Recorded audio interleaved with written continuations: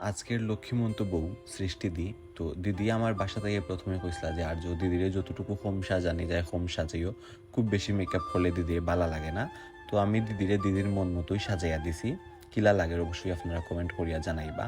আর কয়েকটা কথা সবার লাগিয়া, অনেকের ধারণা মতেই মেকআপ এক ধরনের ডিস্টেম্পার, প্লাস্টিক সার্জারি, আটা ময়দা আরও অনেকটা। আসলেই কি তাইলে কিচ্ছু নেই না। মেকআপ একটা আর্ট। মেকআপ আপনার নিজের ভেতরের সৌন্দর্যটারে আরও ফুটাইয়া তুলে, নিজের প্রতি নিজেরে আরও আত্মবিশ্বাসী করিয়া তুলে। মেকআপ আর প্লাস্টিক সার্জারি এক না, দুইটার মধ্যে আছে অনেক পার্থক্য।